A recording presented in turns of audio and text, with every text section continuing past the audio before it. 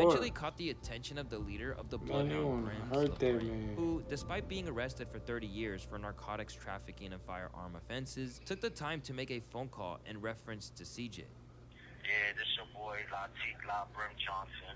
So I'm gonna take a moment to set the record straight for you. I see there's a lot of controversy over this Whoopty thing. So first and foremost, CJ made a hot song, but the content that he used is not his content. So his foundation is based off a lie. He's not Whoopty. He don't know nothing about Whoopty. What's up with the gang? Y'all already know we back with another video. Shit, today we finna react to CJ, who made that song Whoopty. You feel me? Getting exposed for being a fake blood. You feel me? Shout out to Luista for the video. If you do enjoy, leave a like, subscribe. Let's just get right into it.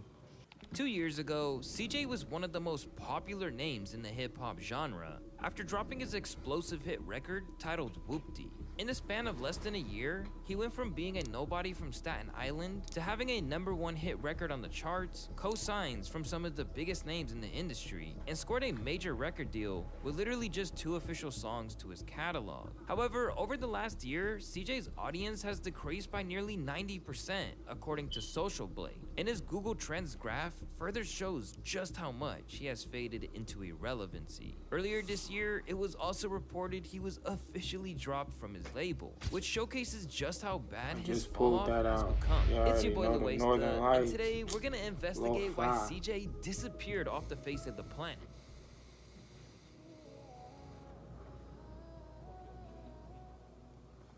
When CJ dropped his song Whoopty on July 30th, 2020, it popped off immediately, which was pretty sus for a few reasons. I mean, for one, if we use the Wayback Machine, we can see that this guy barely had 40,000 subscribers on his channel when he somehow managed to pull in 7 million views on a video. A month later, it jumped to nearly 80 million. So how did this random Latino guy from Staten Island, New York, absolutely decode the secret to going viral in the modern music era? Did he simply find the recipe to success that quickly? With rappers like Ice Spice, Chance the Rapper, and Baby Keem all being tagged with the industry plant label, naturally, people started wondering if CJ was next in line. However, is it possible to make the claim that he had just made a banger and it hit at the right place at the right time? Cause in interviews that surfaced shortly after the song's release, CJ claimed that Whoopty was nothing more than a random first attempt at making drill music. For the people that don't know, Whoopty was my first drill record I ever made in life. I never experimented with drill. I never made a drill record before that. As you may or may not know, drill music is a subgenre that was becoming massively popular in New York at the time. It's also important to note that Pop Smoke, who was seen as the face of drill music around the time CJ started blowing up, had passed away just 5 months before Whoopty came out. So there's an argument to be made that people were just hungry for something new, and it felt like the perfect moment for someone like CJ to step in to fill a big void in the drill music scene. Drill was just so hot at the time. I was like, yo, let me see what I could do on a drill beat. You know what I'm saying? I was just playing around. Like, I'm not a drill rapper. I had no intentions of being a drill rapper. Today, I'm not a drill rapper. It just happened to be I blew up off of a quote-unquote drill-based song. What makes things even all more crazier is that the beat for Whoopty was kept seeing his song pop up and like he was paying for ads. So what was it about CJ's inclusion of it on Whoopty that blew it up out of proportion? Pop up Could in it just like be the ad fact that he form. made it It more won't catchy and end simple real. for the average I ain't gonna say it was an listener to ad form, understand, but it making damn near much was. easier to sing How along much it to? kept popping Or up, is you there know? something that went on behind the scenes that he was hiding from the audience? The second the song dropped, it went on to become a viral dance challenge on TikTok, which could be one of the main reasons it was able to climb the charts so quickly. But something that was pretty suspicious was the fact it was also given a huge push when Cardi B played the song on her Instagram story.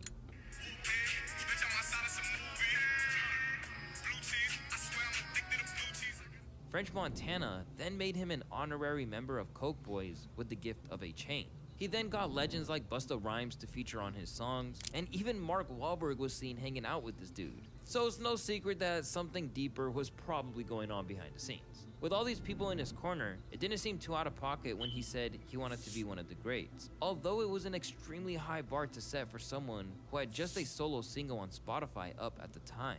While the industry plant allegations piled on CJ, things went from bad to worse when he did this genius interview that took place on November 27th, 2020, where he went on to discuss the meaning behind the word Whoopty.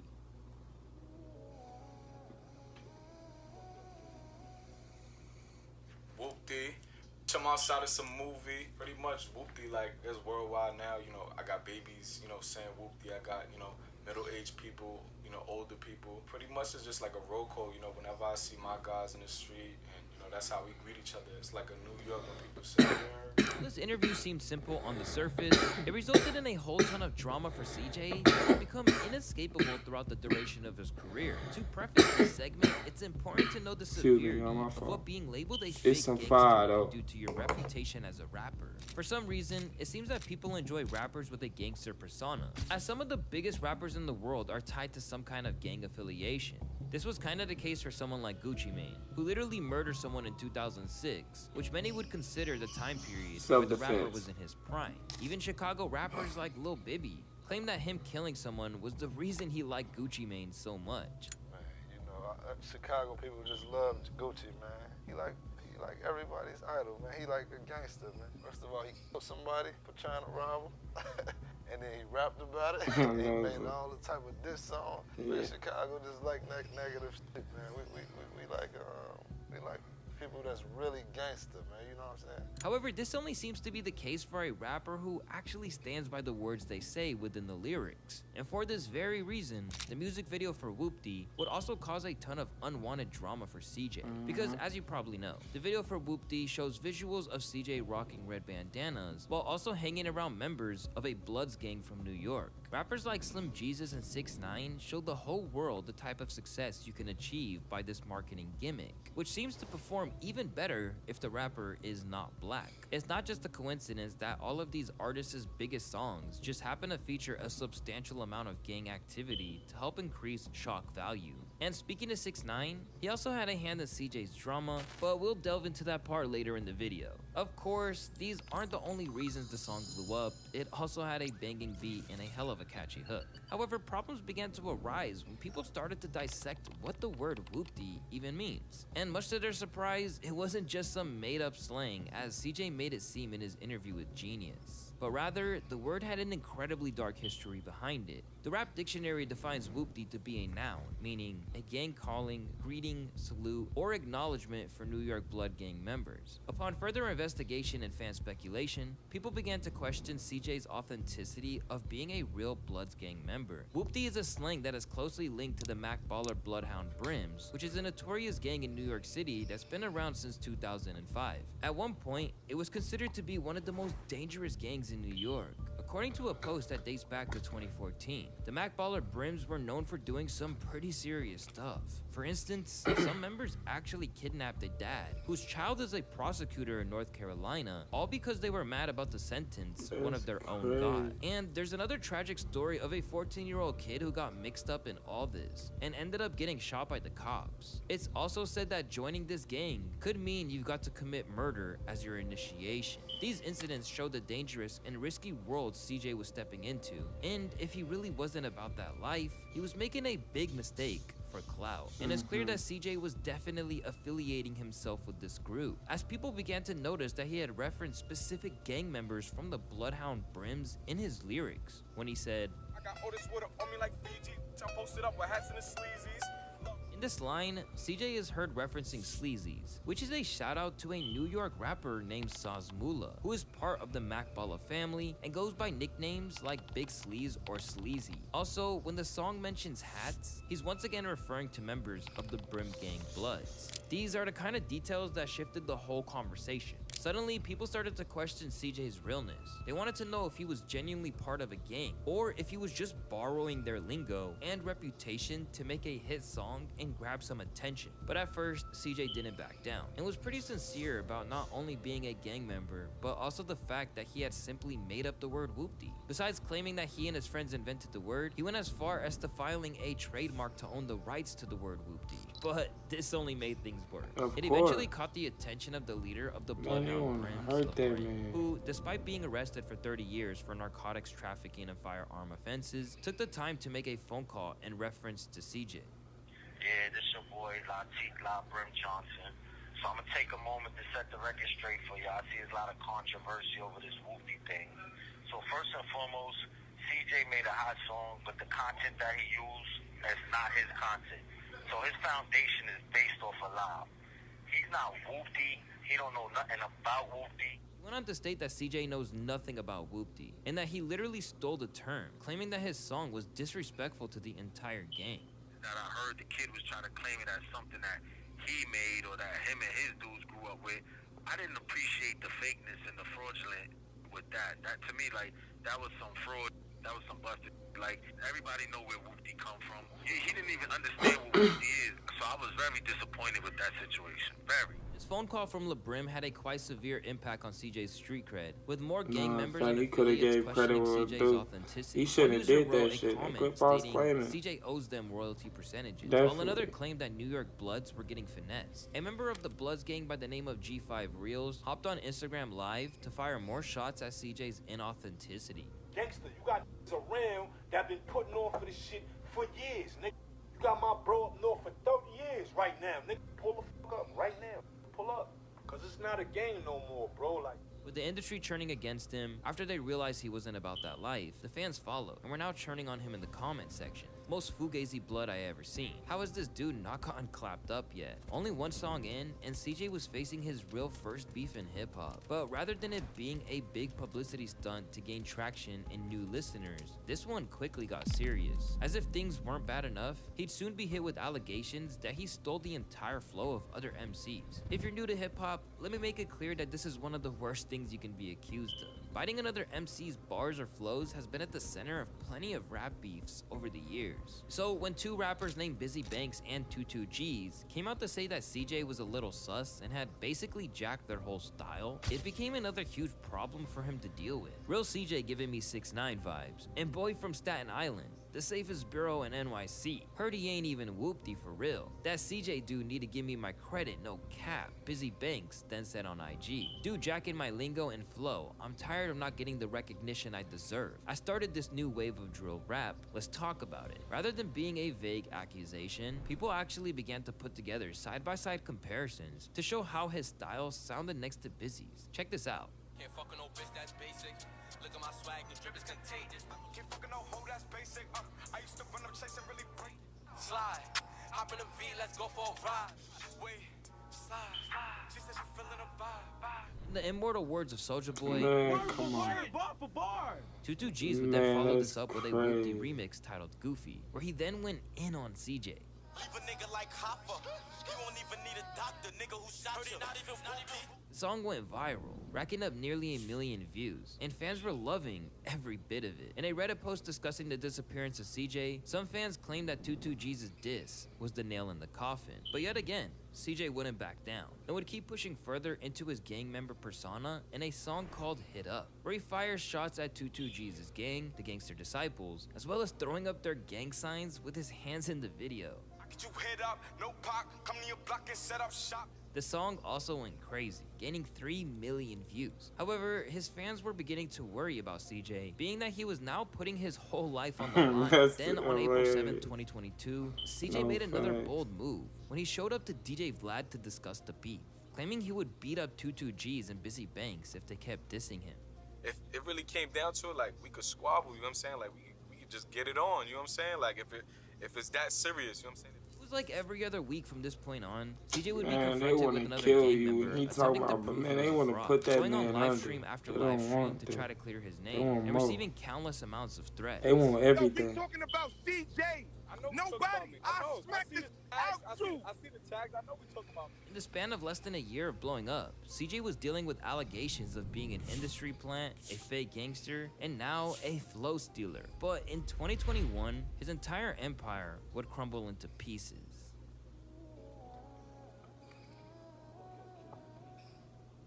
In January of 2021, the table officially flipped on CJ when the Pitchfork news site published an article completely exposing him, titled, "New York drill rapper CJ is nothing but a shameless ripoff." In this article, they detailed that CJ's rise to fame wasn't just some random luck like everyone assumed, and exposed crucial details about CJ that no one knew about. when they claimed that his uncle was James Cruz. For those who aren't familiar, James is a high-powered executive in the music industry. During his time at Violator Management, he helped oversee the early careers of 50 Cent, Nicki Minaj, and Busta Rhymes, who, like I mentioned, gave CJ a pretty big feature early in his career. He also served as the president of Bad Boy Records for nearly 2 decades. The same Bad Boy Records that is run by Diddy and had French Montana on its roster for nearly a decade, which also explains the French Montana cosign that I explained earlier as well. You see what I'm getting at here? Having a connection like that is huge because it opens doors. James's influence could easily get CJ's music played on radio stations, giving him an advantage most upcoming artists could only dream of.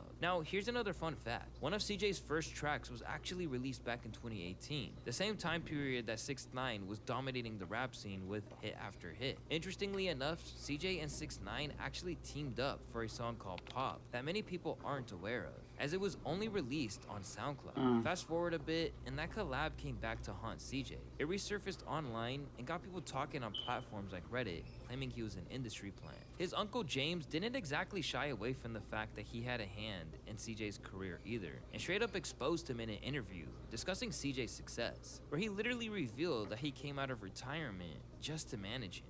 And I said, okay, play me the record. They play me this record called Whoopty. I go, shit, you got a record? Like, you got one? Like, damn, I didn't expect that. And then I said, what else you got? He said, what else I need? It ain't gonna work with one record. What you want? What you want me to do?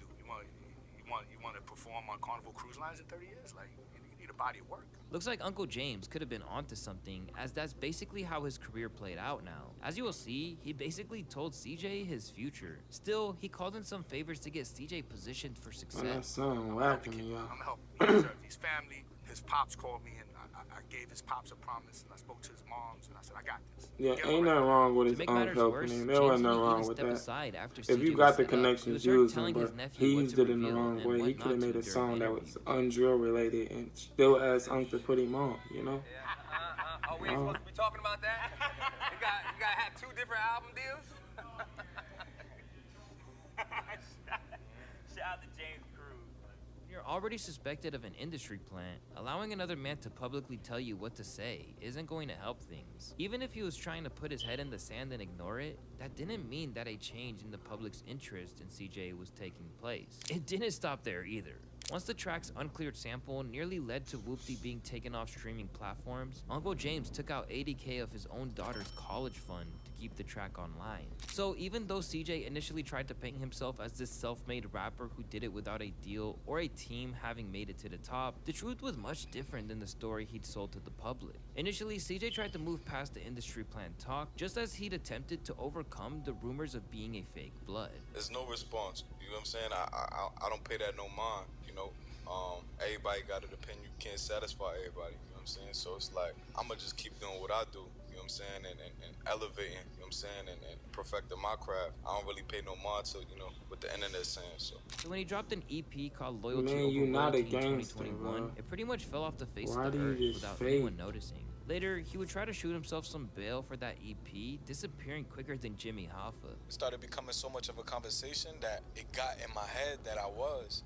So I started making more drill music. You know what I'm saying? Because I was getting so much love from that movement that I was like, fuck it, I'm gonna do a whole EP of this shit. Love I did. or But then hate? I realized, I'm like, yo, like, I gotta be me. And I can't get caught up in that drill shit. That shit came with a lot, bro. Basically, he tried to replicate the success of Whoopty and found that the audience that had helped make that track a hit wasn't checking for him anymore. We thought And to it make was things real. worse, Niggas thought no it one was bought real. his excuses either. CJ ain't a real artist. He realized it when the gangsters started calling him out for jacking the style and ain't really about it. He faked it to be a blood, and he's a wannabe. His 15 minutes are up already. Fast forward to today, and he's still trying to dress up the fact that he chased a wave and had it backfire in every interview. When a label hears a song, they're coming to you like, tell me you have 5 more of these. Of course. Now, in the back of your that's mind, everybody's dream. Yeah, that's, in the back of your mind, you'll probably be like, it's not the type of artist I am, but I did make the song. Exactly. Now, also, people in the streets are trying to bring you into, like... Exactly. I kind of just wanted to, like, stay away from that a little bit, you know what I'm saying? Get back to my melodic shit, jump into the Latin shit, do this, do that, just so I don't get that pigeonhole label, you know what what I'm saying? The track Replica got some viral success. It obviously wasn't enough for CJ though, because he's returned to trying to make drill tracks that tried to capture the essence of Whoopty's success. In some cases, he just basically copied the song to the letter, and the results are pretty ridiculous to be honest. Peep this clip of Dubai from August of 2022. Cry Miami, huh? Or you rather cry Dubai? Too fly. She said she loving my new style. Joe Budden once said, that shit was a 2-pack of ass. In February of 2023, Warner had enough and severed their relationship with him once and for all. Users commented things like, took the hit and canned him, damn. The song was lit until the world found out he was fake claiming. In the months that followed, CJ tried to reframe it like it was his decision to leave with his masters because Whoopty was enough for him to recoup on his advance. But if Warner thought that there was any value left in him, they would have tried to lock him back in. Once again, people weren't buying it. Sounds like the label didn't think he was capable of making another hit. So the song Whoopty, I ain't gonna lie, it was fire. I fuck with it when it had came out and stuff like that. But one thing I will say is people like him, like, it only be one song I want to hear. You know what I'm saying? Even if he dropped more fire songs, not like he could compete. In my eyes, I don't feel like he can compete with who's already in the industry. Because them the originals. Like, I'd rather hear them than hear like a generic in the back. I mean, even if he was authentic, that's what I'm trying to say. It's like, still don't compete to me. It's like, but y'all let me know y'all comments below and let me know what y'all think. If you did enjoy the video, leave a like, subscribe. I would appreciate that. You feel me? Till next time.